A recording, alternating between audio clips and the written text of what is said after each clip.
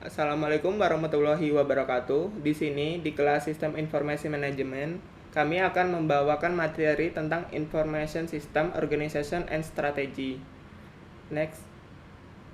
Kelompok kami merupakan kelompok 2 yang beranggotakan 4 orang, yaitu saya sendiri TW Caksana NIM 109, lalu Maudi Ajeng NIM 124, Yanis Ria Yunita NIM 130, serta Eksakti Pinastika yang berNIM 153. Next. Untuk yang pertama-tama, di sini kita akan menjelaskan tentang organisasi dan sistem informasi organisasi. Jadi, sistem teknologi informasi dan organisasi saling mempengaruhi satu sama lainnya dalam menjalankan perusahaan di era sekarang ini. Sistem informasi dirancang dan dibangun oleh manajer perusahaan untuk melayani dan mendukung kepentingan dan jalannya perusahaan itu. Hubungan timbal balik antara sistem teknologi informasi dengan organisasi begitu kompleks dan banyak dipengaruhi beberapa faktor penting, termasuk diantaranya seperti struktur organisasi, proses bisnis yang dijalankan, politik, budaya perusahaan, lingkungan sekitar atau pesaing, dan keputusan manajemen perusahaan yang diambil. Next. Berikut merupakan gambar yang menjelaskan tentang materi yang sebelumnya.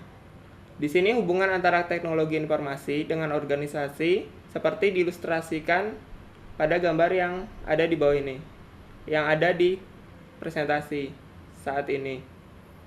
Jadi, antara organisasi dan informasi teknologi memiliki hubungan yang sangat erat. Hubungan dua arah yang kompleks ini dimediasi oleh banyak faktor, tidak terkecuali keputusan yang dibuat atau tidak dibuat oleh para manajer. Faktor yang memediasi hubungan termasuk budaya organisasi, struktur, politik, proses bisnis, dan lingkungan. Next. Selanjutnya kita akan membahas tentang apa itu organisasi. Di sini terdapat dua definisi, yaitu teknis dan perilaku. Namun di sini saya akan menjelaskan bahwa organisasi adalah suatu struktur formal yang stabil yang memanfaatkan sumber daya dari lingkungan atau input dan memprosesnya untuk menciptakan output dan hasilnya dikembalikan lagi untuk organisasi itu sendiri. Lalu untuk yang masalah teknis, ini berfokus pada 3 komponen dari organisasi. Modal dan tenaga kerja sebagai faktor utama yang disediakan lingkungan. Lalu organisasi atau perusahaan mengubah input atau sumber daya tersebut ke dalam bentuk produk barang atau jasa melalui fungsi produksi dalam proses perusahaan. Next. Selanjutnya kita akan membahas tentang fitur organisasi. Di sini semua organisasi modern memiliki beberapa karakteristik seperti penggunaan struktur hierarki, akuntabilitas, lalu ketaatan pada prinsip efisiensi, lalu fitur lainnya termasuk rutinitas dan proses bisnis, dan politik organisasi budaya, lingkungan, dan struktur. Jadi semua organisasi yang ada saat ini termasuk perusahaan bisnis, jadi semua organisasi modern memiliki karakter yang berbeda-beda. Mereka merupakan bentuk birokrasi dengan divisi yang jelas dari mulai tenaga kerja sampai dengan terspesialisasi. Organisasi mengatur dan berwenang dalam menentukan spesialis dalam hierarki atau strata kewenangan di mana setiap orang bertanggung jawab kepada seorang dan memiliki wewenang yang terbatas pada tindakan spesifik yang diatur oleh aturan prosedur yang telah ditetapkan oleh organisasi. Next. Selanjutnya adalah rutinitas dan proses bisnis.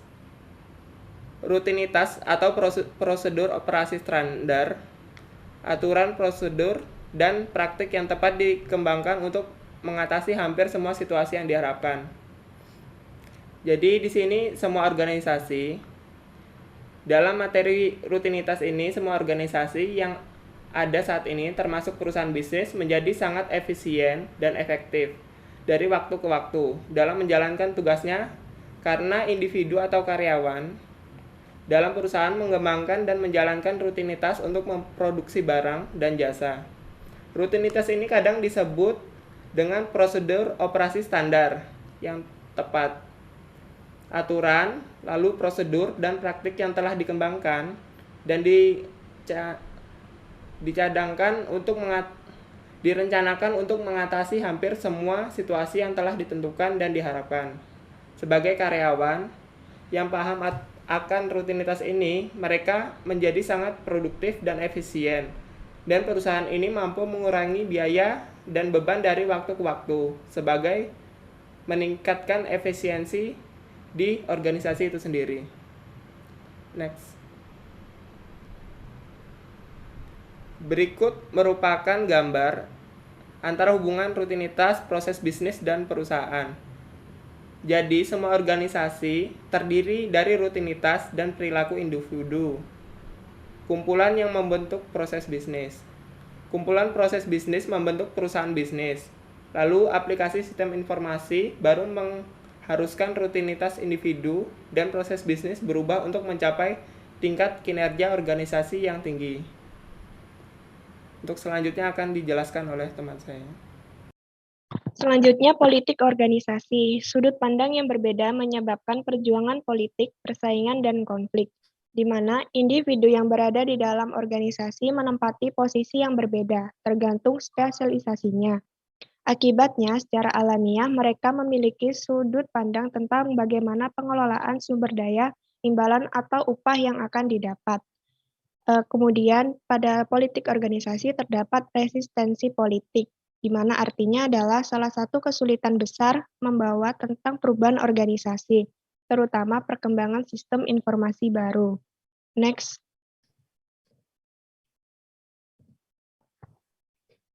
Budaya organisasi. Semua organisasi memiliki latar belakang yang berbeda. Budaya meliputi serangkaian asumsi yang mendefinisikan tujuan dan produk.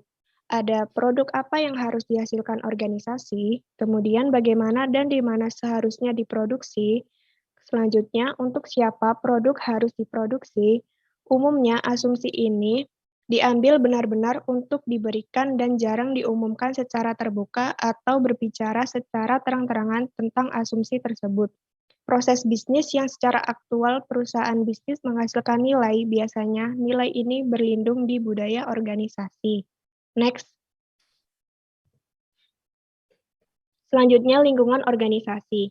Organisasi berada di dalam lingkungan di mana memanfaatkan sumber daya dan mereka mendistribusikan barang dan jasa tersebut. Kemudian, organisasi terbuka dan bergantung pada lingkungan sosial dan fisik. Artinya, organisasi perlu memilih lingkungan yang tepat dengan organisasinya.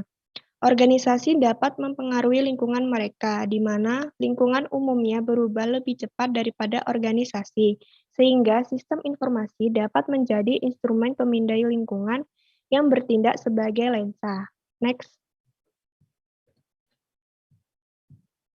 Selanjutnya, struktur organisasi. Semua organisasi memiliki struktur atau bentuk dalam menjalankan tujuannya.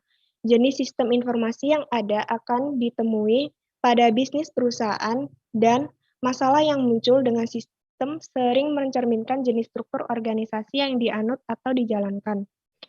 Ada 5 jenis struktur dasar. Pertama ada kewirausahaan dengan contoh usaha kecil pemula, kemudian birokrasi mesin berupa perusahaan manufaktur menengah, selanjutnya birokrasi yang terbagi, contohnya perusahaan Fortune 500, selanjutnya birokrasi profesional berupa firman hukum, sistem sekolah, dan rumah sakit. Terakhir, adhokrasi berupa perusahaan konsultan. Next. Fitur organisasi lainnya. Organisasi juga menghadapi kelompok yang berbeda atau memiliki ciri yang berbeda dari organisasi tersebut.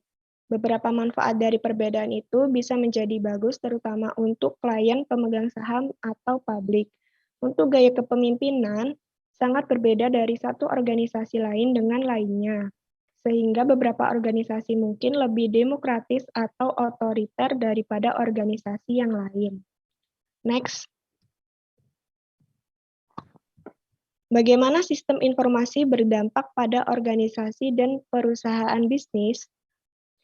Sistem informasi telah menjadi sebuah alat bantu yang sangat integral, berbasis online, serta interaktif yang telah dilibatkan setiap saat dan setiap waktu dalam kegiatan operasional, kegiatan pemasaran, dan dalam pengambilan keputusan pada perusahaan-perusahaan besar pada era digitalisasi saat ini.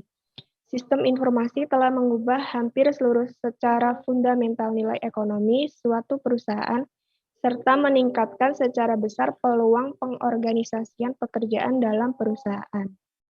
Next, selanjutnya akan dijelaskan oleh teman saya. Adapun dampak sistem informasi bagi organisasi dan perusahaan bisnis. Yang pertama, adanya dampak ekonomi. Dari segi ekonomi, teknologi informasi dapat mengubah biaya modal dan biaya informasi yang bersifat relatif atau tidak berlangsung yang digunakan dalam kondisi tertentu. Sistem informasi dipandang dapat menjadi faktor produksi yang menggantikan modal dan tenaga kerja yang selama ini digunakan atau dianut oleh sebuah perusahaan. Oleh karena itu, teknologi informasi akan menghasilkan penurunan jumlah manajer tingkat menengah dan pekerjaan yang berkaitan dengan administrasi di dalam perusahaan, yang mana ada beberapa contoh seperti teknologi informasi menggantikan perannya sebagai sumber daya tenaga kerja. Teknologi informasi juga dapat digunakan serta mengubah nilai ekonomis suatu informasi. Teknologi membantu perusahaan dalam mendapatkan kontrak kerja dengan nilai yang pantas dan tepat, serta karena teknologi dapat menekan biaya transaksi di mana biaya tersebut dikenakan pada saat perusahaan membeli sesuatu di pasaran yang tidak dapat dihasilkannya. Next.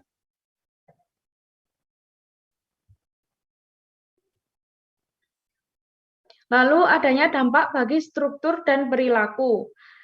Dalam hal ini, teori berdasarkan pendekatan sosiologi mengenai organisasi yang rumit dan kompleks, menunjukkan bahwa beberapa pemahaman mengenai bagaimana dan mengapa perusahaan berubah seiring dengan penekanan dan munculnya teknologi yang baru. Selain itu, ada teknologi informasi meratakan organisasi. Sejumlah besar organisasi bersifat birokrat yang sebagian besar dikembangkan sebelum zaman digital, yang mana lambat dalam berubah dan kurang kompetitif dibandingkan organisasi yang baru dibentuk pada era digitalisasi. Mungkin beberapa organisasi saat ini telah menyusut dan mengurangi jumlah karyawan dan jumlah jabatan pada struktur organisasi mereka. Yang selanjutnya adanya organisasi pasca industri. Organisasi menjadi rata karena dalam masyarakat pasca industri, otoritas makin bergantung pada pengetahuan dan kompetisi daripada posisi formal. Dalam artian, teori perindustrian atau pasca era industri ini lebih berdasarkan sejarah ketimbang ekonomi. Juga seharusnya meratakan hierarki atau sastra dalam perusahaan. Teknologi informasi mungkin dapat mendorong organisasi menggunakan pemberdayaan jaringan dalam menyelesaikan berbagai tugasnya, di mana mungkin sekelompok profesional berkumpul bisa secara tatap muka maupun elektronis dalam jangka waktu yang singkat untuk menyelesaikan beberapa pekerjaan. Next. Yang selanjutnya meratakan organisasi. Di sini ada gambar. Yang pertama pada bagan yang berwarna kuning, a traditional hierarchical organization with many level of management.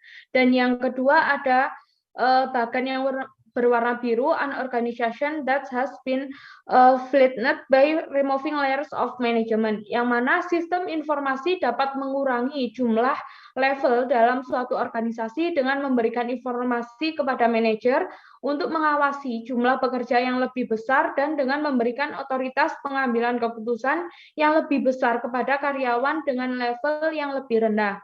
Dalam hal ini, perubahan yang terjadi berarti dalam jangkauan kontrol atau pengawasan manajemen menjadi semakin luas dan memungkinkan manajer tingkat atas untuk mengontrol dan mengelola lebih banyak karyawan dengan cakupan yang lebih luas. Akibat adanya teknologi informasi. Next. Yang selanjutnya memahami penolakan organisasi terhadap perubahan. Sistem informasi menjadi terikat dalam politik organisasi karena mempengaruhi akses di sumber daya utama informasi. Dalam hal ini, ada beberapa cara dalam memvisualisasikan penolakan. Penelitian mengenai penolakan organisasi terhadap informasi. Adapun 4 faktor terpenting yang ditemukan yaitu sifat dari inovasi teknologi tersebut, lalu struktur organisasi, budaya orang-orang yang berbeda di dalam organisasi tersebut, dan pekerjaan-pekerjaan yang terkena dampak dari inovasi tersebut. Dalam melakukan perubahan di suatu organisasi tidaklah mudah. Adapun kegagalan-kegagalan yang dialami oleh organisasi tersebut. Alasan penting umum untuk kegagalan proyek besar adalah karena adanya penolakan organisasi dan politik terhadap suatu perubahan. Next. Yang selanjutnya, internet dan organisasi. Di sini internet dapat meningkatkan aksesibilitas penyimpanan dan distribusi informasi dan pengetahuan untuk organisasi. Dengan adanya internet, terutama World Wide atau web, memiliki dampak penting dan vital terhadap hubungan antar banyak perusahaan dan entitas di luar perusahaan yang ada. Bahkan proses bisnis di dalam sebuah organisasi atau perusahaan berdampak juga, di mana internet ini berdampak pada meningkatnya kemampuan akses yang luas, kapasitas penyimpanan yang banyak, serta distribusi informasi yang mudah, dan pengetahuan bagi organisasi. Bisnis organisasi secara cepat dan tepat dapat menata ulang proses bisnis utamanya berdasarkan teknologi internet yang telah dijalankan dan menjadikan teknologi ini sebagai komponen yang penting dari infrastruktur teknologi informasi di dalam suatu perusahaan. Mungkin jika jaringan atau media yang dipilih sesuai dan dapat terwujud, maka hasilnya adalah proses bisnis yang lebih sederhana dari sebelumnya, serta jumlah karyawan yang lebih sedikit namun lebih efektif, serta organisasi yang lebih merata dibandingkan pada masa lalu, serta tujuan dalam perusahaan akan terwujud dengan adanya teknologi informasi. Next. Lalu adanya implikasi dari perencanaan dan pemahaman tentang sistem informasi. Dalam hal ini, untuk memberikan manfaat yang sebenarnya, sistem informasi harus dibangun dengan pemahaman yang jelas, yang mana mengenai organisasi yang akan menggunakannya. Untuk memberikan manfaat yang sebenarnya, sistem informasi harus dibangun dengan pemahaman yang jelas mengenai organisasi yang akan menggunakannya. Selain itu, adapun faktor-faktor utama dalam menentukan perencanaan atau sistem baru dalam pengimplikasian dari perencanaan dan pemahaman tentang sistem informasi.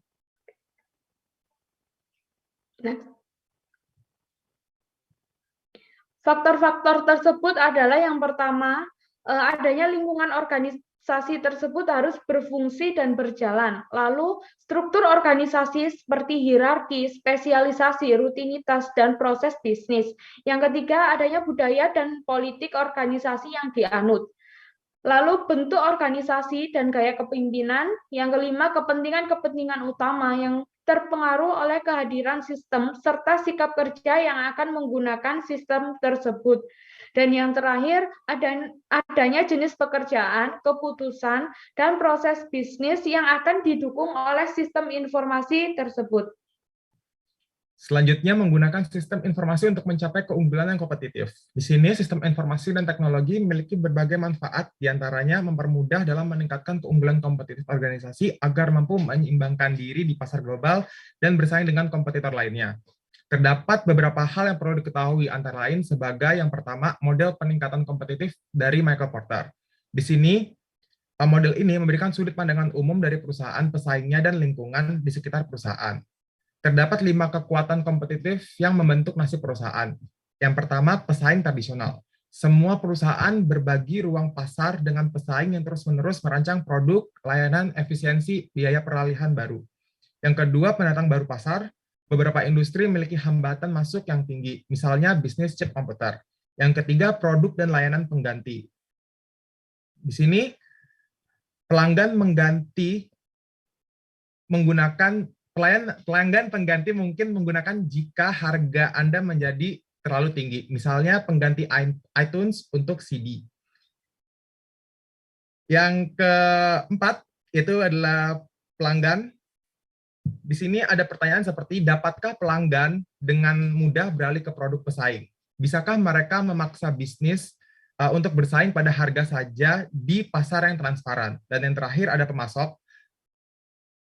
Kekuatan pasar pemasok ketika perusahaan tidak dapat menaikkan harga. Selanjutnya adalah strategi sistem informasi untuk berhubungan dengan gaya kompetitif. Di sini terdapat 4 strategi generik untuk menghadapi kekuatan kompetitor diaktifkan dengan menggunakan IT. Yang pertama adalah kepemimpinan berbiaya rendah yang menghasilkan produk dan layanan dengan harga yang lebih rendah daripada pesaing sambil meningkatkan kualitas dan tingkat layanan. Misalkan adalah Walmart, Dell. Yang kedua ada diferensiasi produk. Di sini mengaktifkan produk atau layanan baru sangat mengubah kenyamanan dan pengalaman pelanggan. Misalnya Google, Apple, dan Land's End. Yang ketiga ada fokus pada peluang pasar. Di sini menggunakan sistem informasi untuk mengaktifkan strategi terfokus pada peluang pasar tunggal, mengkhususkan misalnya Hotel Hilton, di mana dia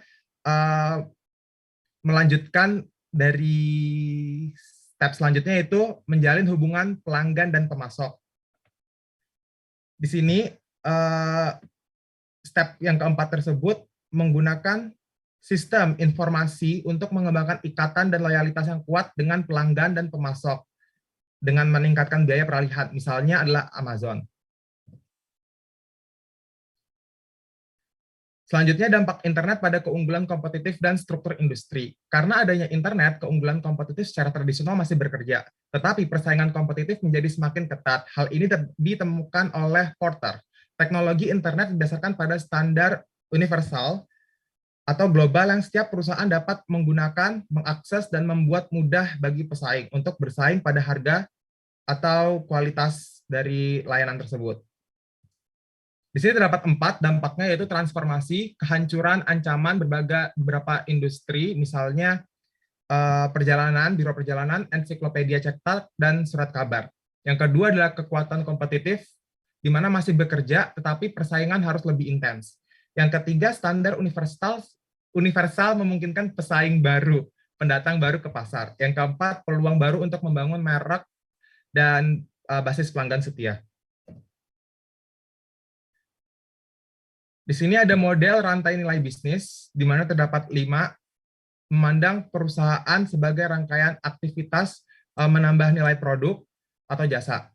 Yang kedua, menyoroti aktivitas di mana strategi kompetitif dapat diterapkan dengan baik, seperti aktivitas primer versus aktivitas sekunder. Yang ketiga, pada setiap tahap menentukan bagaimana sistem informasi dapat meningkatkan efisiensi operasional dan meningkatkan keintiman pelanggan dan pemasok. Yang terakhir, manfaatkan benchmarking atau praktik terbaik di industri. Di sini model rantai bisnis atau value chain model. Model rantai ini menyikapi kegiatan tertentu dalam bisnis perusahaan yang mana strategi kompetitif yang dijalankan perusahaan dan sistem informasi memiliki dampak yang sangat kuat dan vital. Model ini memandang bahwa perusahaan sebagai suatu serangkaian kegiatan atau aktivitas utama dan pendukung yang menambahkan nilai pada produk, barang, dan jasa yang dihasilkan oleh perusahaan.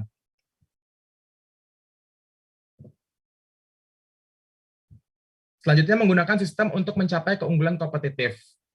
Terdapat masalah manajemen, di mana yang pertama adalah permasalahan di bidang manajemen. Sistem informasi strategis sering mengubah organisasi berikut dengan produk, layanan, dan prosedur operasionalnya, mengarahkan organisasi tersebut dalam pola perilaku baru, artinya sistem informasi berupaya menciptakan sesuatu yang baru. Kedua, ada menopang keunggulan kompetitif. Keunggulan kompetitif yang dihasilkan oleh sistem informasi tidak berlangsung lama untuk menjamin keuntungan jangka panjang, karena pesaing dapat membalas dan meniru sistem strategis yang dijalankan oleh perusahaan tersebut. Keunggulan kompetitif tidak selalu dapat dipertahankan, artinya sistem informasi tidak selalu menjamin keuntungan untuk perusahaan. Yang ketiga, menggandeng teknologi informasi untuk pencapaian tujuan bisnis.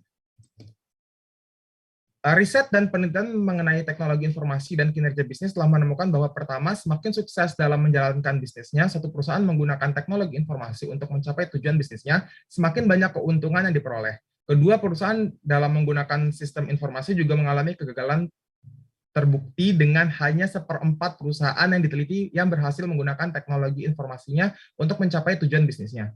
Yang terakhir, mengelola transisi strategis. Mengadopsi sistem strategis seperti yang dijelaskan pada pembahasan sebelumnya, perubahan masyarakat dalam tujuan bisnis, hubungan dengan pelanggan pemasok, serta proses bisnis. Perubahan semacam ini seringkali merupakan batasan di dalam organisasi antara eksternal dan internal yang ada di dalam lingkungan manajemen. Sekian presentasi dari kami. Jika ada lebihnya mohon maaf. Wassalamualaikum warahmatullahi wabarakatuh.